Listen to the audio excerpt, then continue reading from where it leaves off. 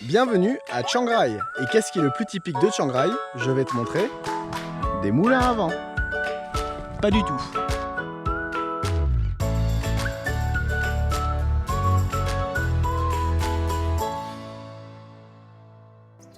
Alors, je vais te donner une petite astuce de backpacker. J'ai demandé pour faire une lessive, sauf que la lessive c'est 30 bahts et 10 bahts pour le savon, donc ce qui correspond à 1,50 €. Alors oui, ce n'est pas beaucoup, mais j'ai trouvé mieux.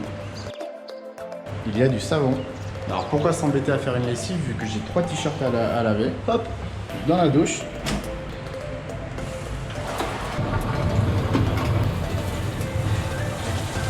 Je sens que t'aimes bien faire la lessive avec moi. C'est la deuxième fois. Alors maintenant que c'est terminé, il faut étendre son linge. Où est-ce qu'on peut trouver un étendoir? Sur chaque lit, il y a des rideaux, donc une tringle. Tringle égale étendoir. C'est aussi simple que ça et ça coûte 0. Je t'amène au plus vieux temple de la ville, le Wat Phra Singha, qui a été construit en 1385.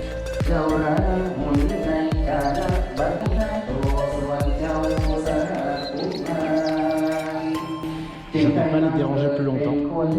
Alors c'est impossible de visiter dans le calme, mais c'est en revanche très joli.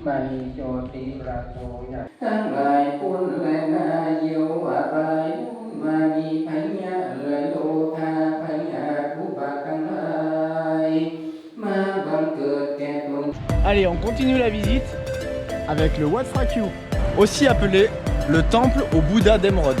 Surprise! Et voilà la surprise que je te réservais. Mais qu'y a-t-il en haut de ces marches?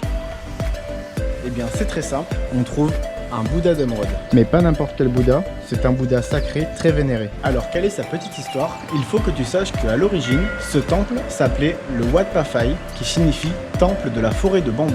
Et donc la légende raconte qu'en 1434, un éclair frappa le haut du temple, qui se fendit en deux et laissa apparaître une statue en position assise, faite de jaspe verte. Alors ce qui est incroyable, c'est qu'on ne connaît pas son origine et personne ne sait d'où elle vient. La seule chose que l'on peut dire est que son style laisse présumer qu'elle n'est pas originaire de la région. Cependant, plusieurs monarques du royaume ont voulu se l'approprier au fil du temps. Elle a été déplacée de Chiang Rai à Chiang Mai, elle est revenue à Chiang Rai, elle est repartie. Elle a même été déplacée à Vientiane au Laos. On a terminé sa course en 1784 au Wat Phra Kaew de Bangkok où elle est encore aujourd'hui. Ce qui signifie cette statue est une fosse. Et c'est à partir de cette date que les habitants de Chiang Rai ont décidé d'appeler ce temple le Wat Phra Kaew comme celui de Bangkok. Ce qui signifie temple du Saint Bouddha de verre. Voilà, tu sais tout. Oh, M poulet. Attention, je vais faire quelque chose de pas bien dans 3 secondes. 3, 2, 1.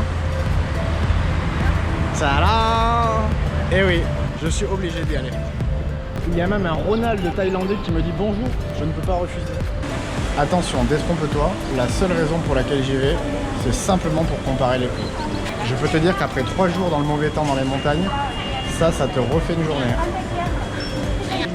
Et voilà, donc à ma grande surprise, ce n'est pas moins cher qu'en France. Bien sûr, je ne mangerai pas ce plateau. C'était uniquement pour le prix, j'ai dit. Alors, à Chiang Rai, on ne s'embête pas avec des noms compliqués. Voici le temple bleu. Et il est tout bleu, même à l'intérieur.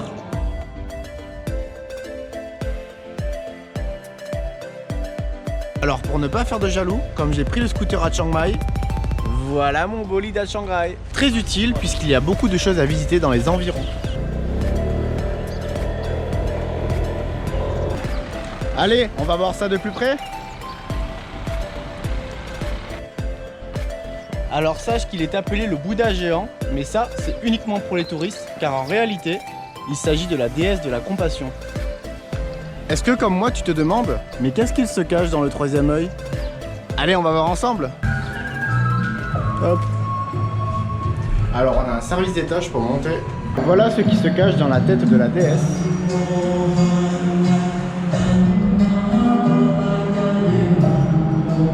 Alors cet endroit est vraiment fabuleux et ça vaut le détour. Et en plus c'est gratuit, ce qui est très rare pour un site en Thaïlande.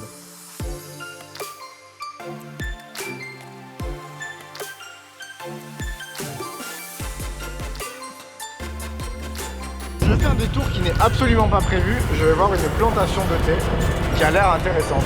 Et c'est la plantation Shui Phong. Alors si tu n'en avais jamais vu, voilà à quoi ressemble une plantation de thé.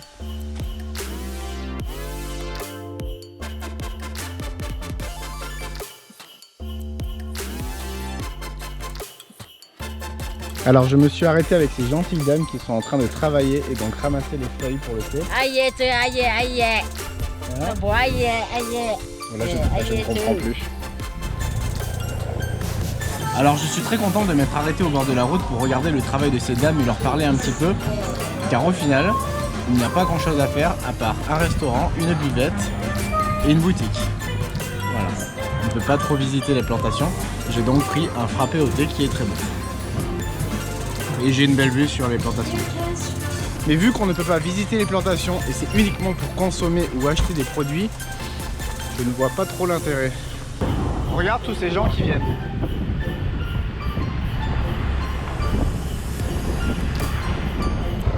Allez, venez visiter la plantation de thé. Ah si, on peut faire des selfies dans les plantations. Je rigole mais pas tant que ça, il y a des gens qui prennent les paniers et qui vont faire des selfies dans les plantations. C'est extraordinaire. Les gens me fascinent. Et je vais dire au revoir à mes amis parce qu'elles font quand même un travail magnifique. Goodbye. Village atypique. Dans 400 mètres, fais un demi-tour. Alors le GPS me fait prendre cette route. J'ai pas trop confiance mais allons-y.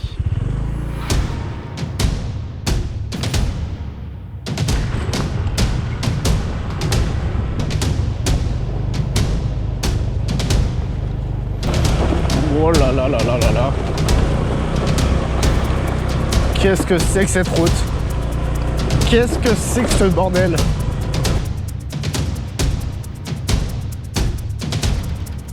Profite du paysage, c'est très joli. Même si la route est complètement impraticable en scooter. Tawadé. Là je viens de dire bonjour en thaïlandais. Il y avait un thaïlandais caché dans les buissons. Là je fais comment là? Bon mais j'y vais. Oh là là là là là là. On est tout seul en plus.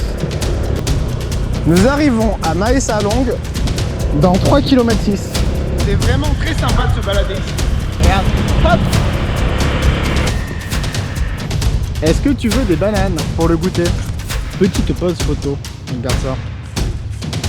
C'est très mignon. Alors là, faut pas se rater, hein.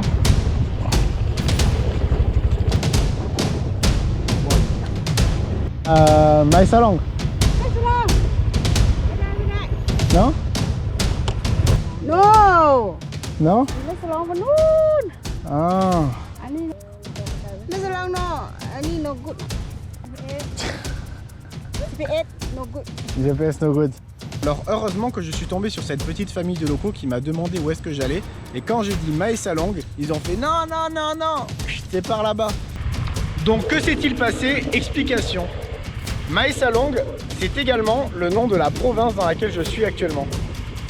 Et donc, quand je demande à Google de m'amener à Mae Salong, il m'amène en plein milieu de la province. Voilà. Switch to Quad. Pour se rendre dans la ville de Mae Salong, il faut indiquer Doi Mae Salong. Voilà. Donc maintenant j'y vais. Tu vois, regarde, Doi Mae Salong. Alors Doi Mae Salong, oui, on a compris. Mais au final, qu'est-ce que c'est que cette ville et quelle est son histoire? Je vais te raconter. Alors pour connaître l'histoire de Mae Salong, il faut remonter en Chine en 1949 lors de la prise de pouvoir par les communistes menée par Mao Zedong.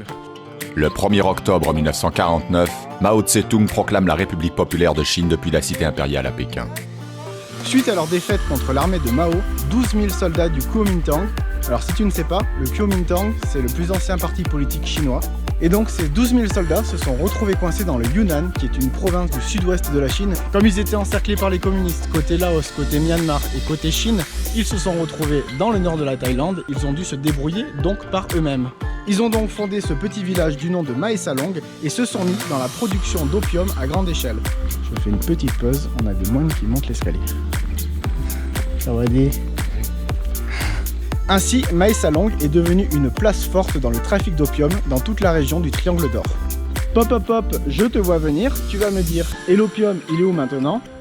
eh bien c'est terminé.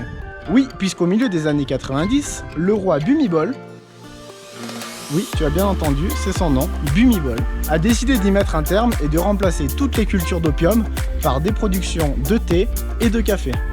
Cela a permis de développer le tourisme dans la région, mais il ne s'est pas arrêté là. Il a renommé la ville de Mae Salong en Santikiri, qui veut dire la colline de la paix, afin de faire oublier son passé houleux. Donc tout ceci explique que Mae Salong ait gardé ses origines et sa culture chinoise.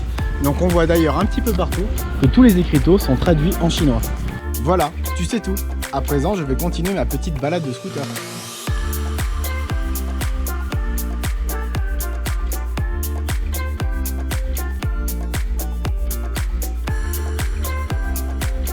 Alors cette fois-ci, on change complètement de style. Je t'amène dans un endroit qui n'a rien à voir avec un temple, à savoir la Black House. Alors cette maison noire, qu'est-ce que c'est? En fait, ce n'est pas une maison noire, mais un ensemble de 40 maisons noires créées par un seul artiste, Tawan Dushani. Ça fait presque peur.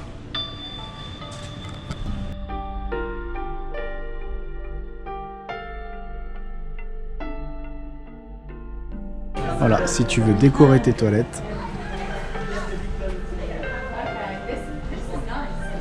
Si la première décoration des toilettes ne te plaisait pas, tu as toujours cette possibilité-là.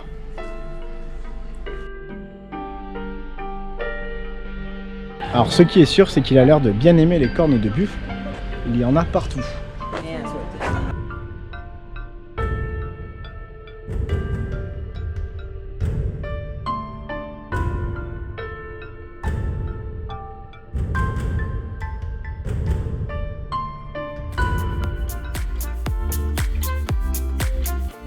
Alors pour terminer cette longue journée de visite, je t'amène dans le plus grand chef-d'œuvre de Chiang Rai, le Temple Blanc.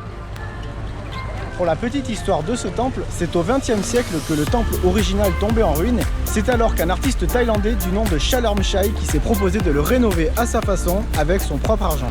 L'entrée du temple se fait par un petit pont, celui-ci, qui est censé représenter le chemin vers le bonheur et ainsi passer au-dessus de toutes les tentations comme la cupidité et le désir.